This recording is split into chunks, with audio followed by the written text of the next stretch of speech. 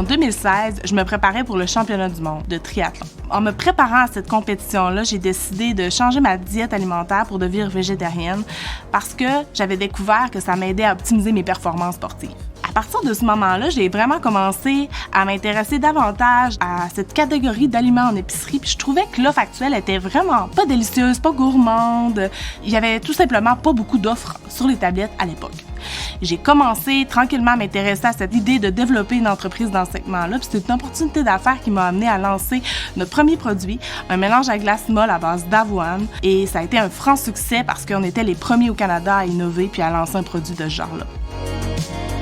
En 2022, une de mes amies entrepreneurs dans mon réseau m'a référé à l'ACET, m'a parlé de l'ACET, à quel point ça avait été bénéfique pour elle dans sa croissance d'entreprise.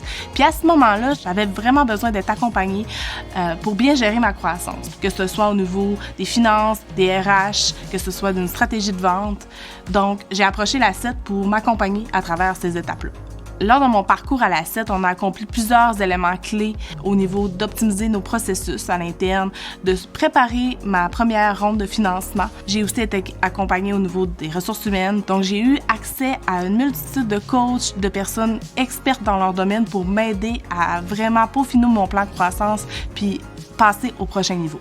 Je suis Maude Saint-Pierre, CEO de Grazy, sportive épicurienne et fièrement accompagnée par l'ACET.